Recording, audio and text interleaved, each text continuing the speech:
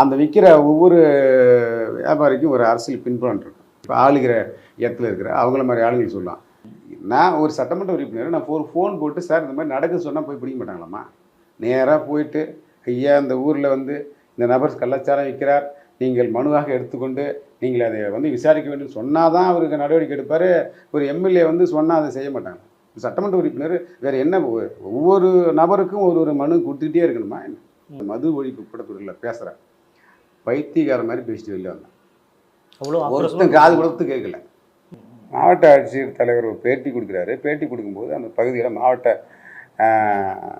செயலாளர் உட்காந்துருக்காரு. அங்கே நானும் தான் இருந்தேன். போது என்ன பேசுகிறேன்னு சொல்லிட்டு கேட்குறேன். கேட்க போகிறதுக்குள்ளார அந்த இடத்துல அந்த 3 பேர் எந்த சேரை போட்டு உட்காடுறாங்க. 3 சேர் தான் போட்டுருக்காங்க. நான் எம்எல்ஏ இல்லையா? நான் கேட்கணும் இல்லை? அங்கே அந்த சூழலே ஏற்படுத்தலையா?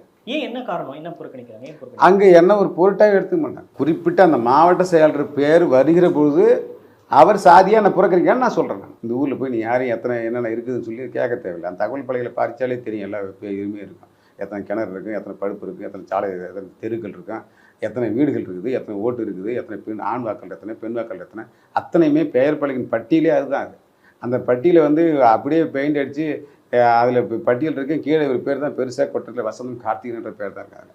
இல்லை அந்த பகுதியை சட்டமன்ற உறுப்பினர் அவர் இல்லை. ஸோ திராவிட முன்னேற்ற கழகம் சமூக நீதி பேசுவாங்க. அங்கே எப்படி அவர் சொல்லி நான் இரும்பு கரம் கொண்டு அடக்கும்னு சொல்லி இங்கே எல்லாம் சாவறானோ, சமூக நீதியும் அப்படி தான் இருக்கும். அங்கே இருக்கிற ஜனநாயகமும் அப்படி தான் இருக்கும். அதில் ஒன்றும் இதில் ஒன்று பார்க்கறதுக்கு ஒன்று. அம்மா என்ன பண்ணுவாங்கன்னா, அம்மா இவன் பெரிய சமூகத்துக்காரன், இவன் என்ன தான் ஜெயிப்பான், இவனுக்கு தான் சீட்டு கொடுத்தா ஜெயிப்பான்னு சொல்லி இப்போ ஒரு குறிப்பிட்ட நபர் சொன்னாங்கன்னு சொன்னால் அந்த பகுதியில் யார் மைனாரிட்டியாக இருக்காங்களோ அவங்களுக்கு சீட்டு கொடுப்பாங்க. அம்மா அவங்கள தேர்ந்தெடுப்பாங்க. அதுதான் அம்மாவுடைய ஒரு ஸ்பெஷல். எவன் ஒதுக்கப்படுறானோ, எவன் அடிநிலையில் இருக்கிறானோ, கடநிலையில் இருக்கிறானோ அவனுக்கு அங்கீகாரம் தூக்கி கொடுத்து மேலே தூக்கி விட்டு அவனை சேரில் உட்கார வைக்கிறது மிகப்பெரிய அழகு இல்லையா? அது சாதி மதம் கடந்து, ஏழை பணக்காரன் கடந்து, இதெல்லாம் அடித்து நொறுக்கி தள்ளுற இடம் தான் இந்த அங்கீகாரம். இதைத்தான் சமூக நீதி வந்து திமுகவில் பேசுகிறாங்க. அது அந்த மேடை பேச்சோட களத்தில் இருக்கார். ஆனால் அதிமுகவில் பேச மாட்டாங்க, செயல்படுத்துவாங்க.